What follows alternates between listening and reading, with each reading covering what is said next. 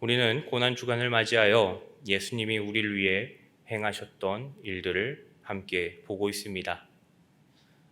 예수께서 나를 위해 기도하셨습니다. 그리고 잡히셨고 나를 위해 재판받으셨습니다. 또한 배신당하셨으며 나를 위해 십자가에 못 박히셨습니다.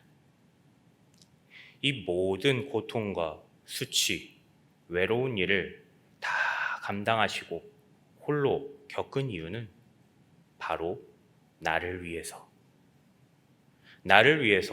하신 것을 우리는 이 고난주간을 통해 기억해야 할 것입니다. 예수님께서는 모진 고문을 당하셨습니다.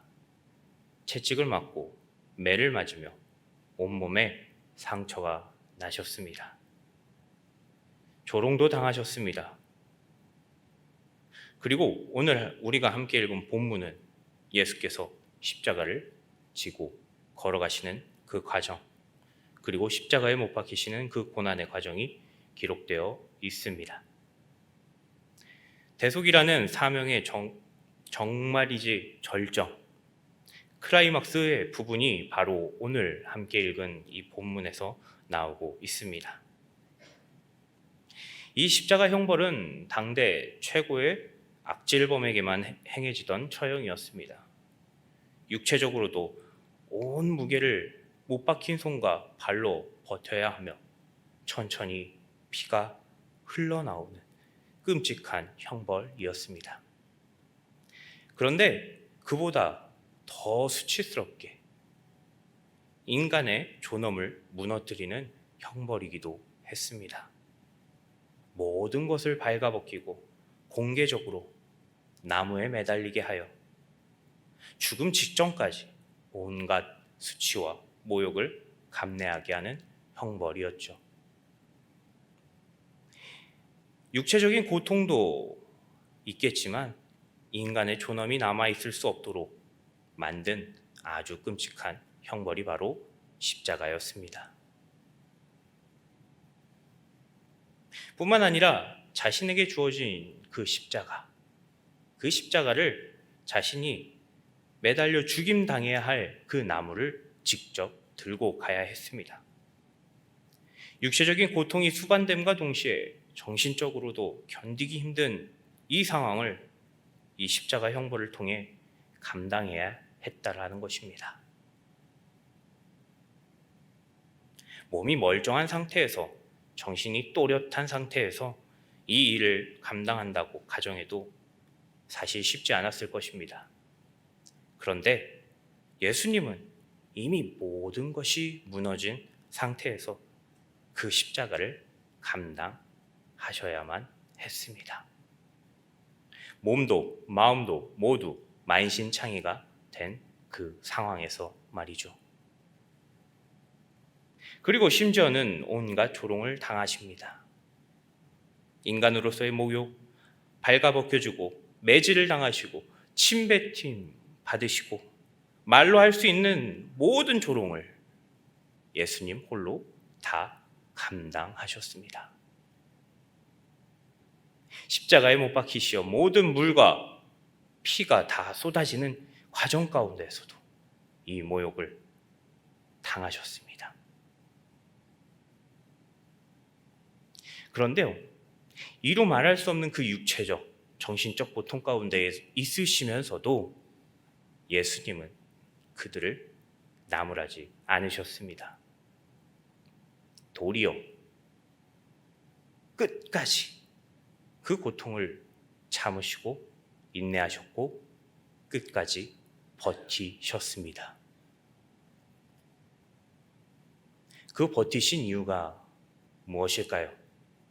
바로 나를 위해, 나의 죄를 위해, 나의 죄를 처리하고 대속하시기 위해 그 모든 고통을 끝까지 참으셨습니다. 예수님께서 이 땅에 오신 이유는 분명합니다. 바로 우리의 죄, 나의 죄 때문에 오셨습니다. 세례요한은 예수님의 모습, 예수님이 오신 이유를 명확히 알고 있던 자였습니다. 그래서 예수님을 보고 이렇게 말하고 선언하였죠. 요한복음 1장 29절에 세례 요한이 예수님을 이렇게 이야기합니다. 요한이 예수께서 자기에게 나아오심을 보고 이르되 보라, 세상 죄를 지고 가는 하나님의 어린 양이로다. 요한은 예수께서 어린 양과 같이 죽으심으로 죄를 처리해야 하는 분이심을 알고 있었다라는 것입니다. 이사야서 역시 메시아이신 예수님이 받을 고난이 어떤 의미인지, 예수님이 고난을 받으셔야 하는데 그 고난이 어떤 의미인지를 잘 이야기해주고 있죠. 이사야 53장 5절 말씀, 그가 찔림은 우리의 허물 때문이요 그가 상함은 우리의 죄악 때문이라. 그가 징계를 받음으로 우리는 평화를 누리고 그가 채찍에 맞음으로 우리는 나음을 받았도다. 그가 찔리시고 상하시고 징계를 받은 이유는 무엇입니까?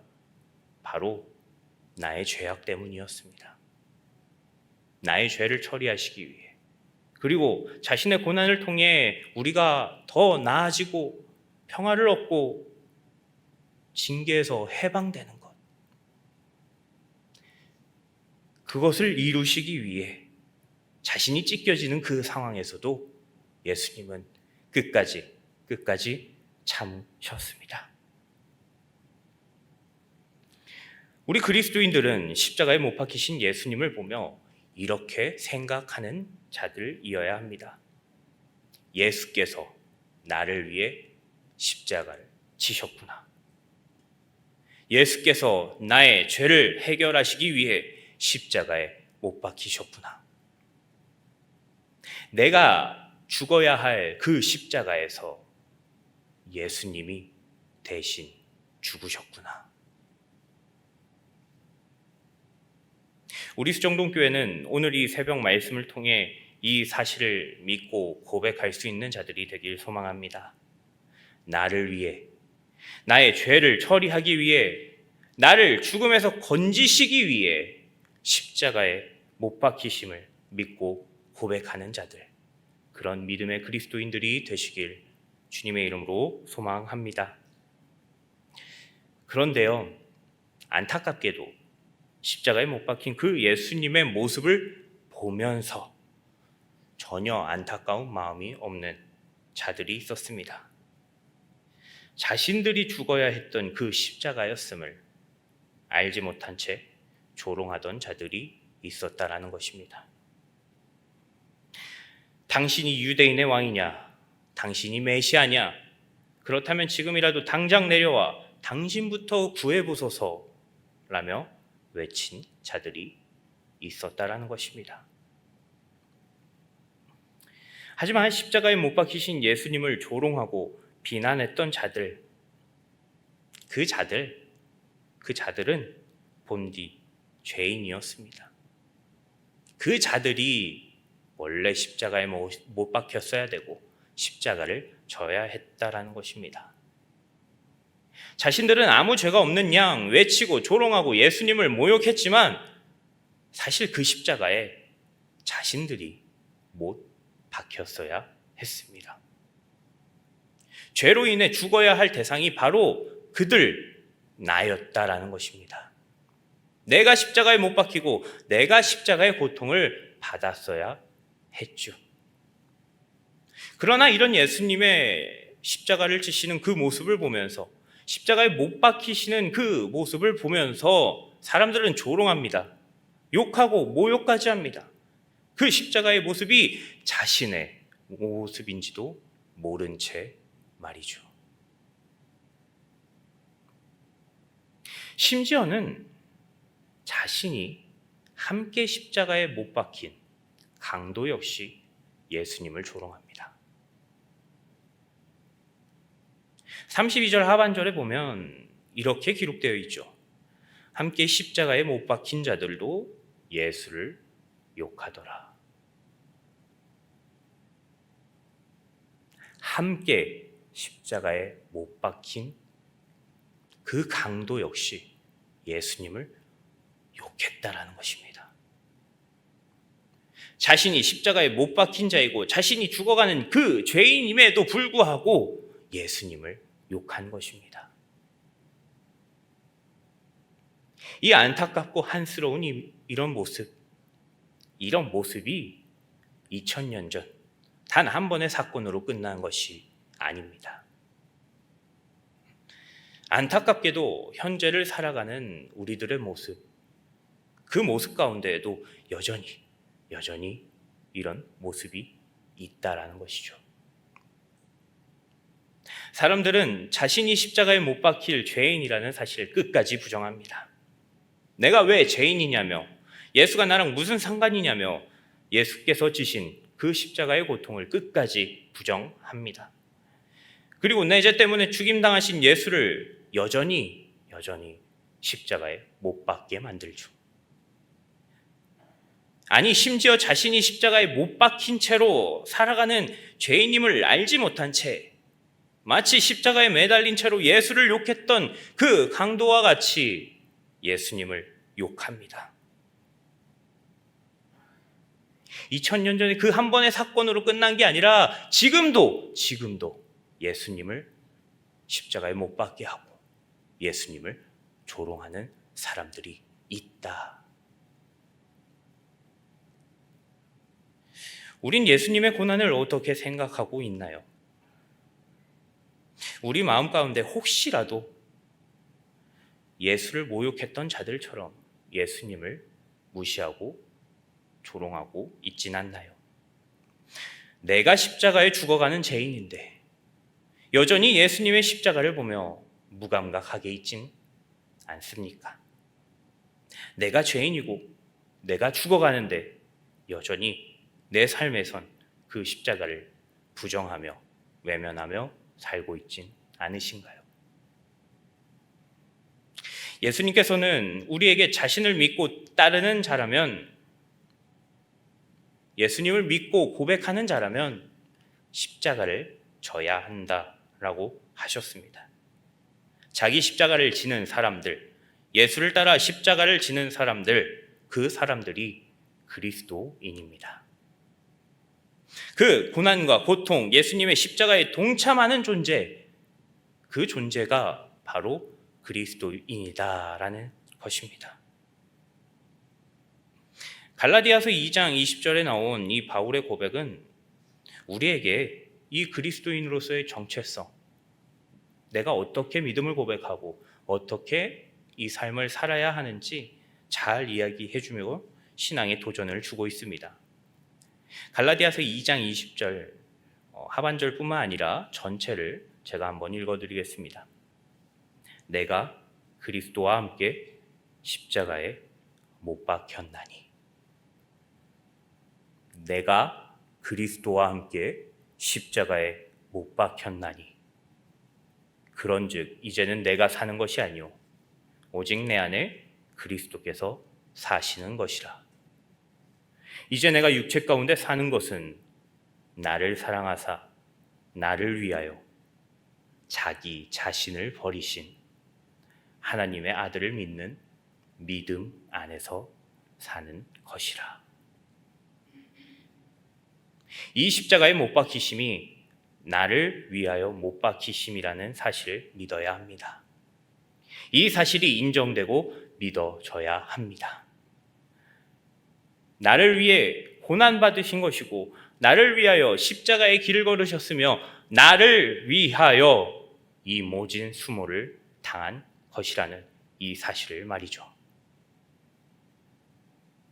그리고 예수님은 나를 위해 십자가에 못 박히셨는데 그럴 이유가 아무것도 없는 그분께서, 죽음을 감당할 이유가 없는 그분께서 나를 위해 십자가에 못 박히셨다라는 사실을 우리는 믿고 고백하며 살아가야 합니다.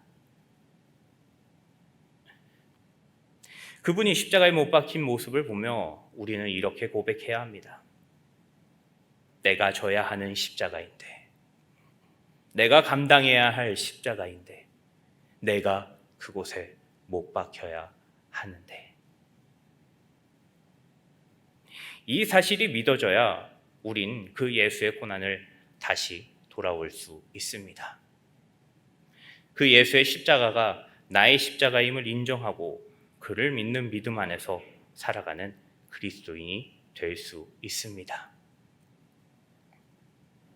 마가복음 32절에도 십자가에 못 박힌 자가 있고 갈라디아서에도 십자가에 못 박혔다 고백하는 자가 있습니다. 그런데 그 두 구절이 대조된 모습으로 고백하는 것을 보게 됩니다. 우린 예수와 함께 십자가에 함께 못 박힌 자들, 한 명도 빠짐없이 우린 십자가에 못 박혀 있는 자들입니다. 그렇다면 우린 못 박힌 자로서 어떤 모습으로 살고 계신가요? 시몬과 같이 내게 주어진 십자가를 감당하고 예수를 믿음으로 살아가십니까? 아니면 내 삶은 고난받는 십자가와는 무관하다며 예수님의 모습을 조롱하고 부정하고 살아가십니까? 우리가 이 시간 오늘 말씀을 통해서 함께 신앙을 다짐하는 시간이 되길 소망합니다. 내가 그리스도와 함께 못 박혔습니다. 나를 위해 못 박힌 예수님을 욕하는 자가 아니라 나를 위하여 나를 사랑하사 십자가에 못 박히신 예수를 믿는 자가 되겠습니다. 우리 사랑하는 수정동교회 성도님들은 이 고난주간을 통해 이런 신앙의 고백을 하며 살아가는 자들이 되길 소망합니다.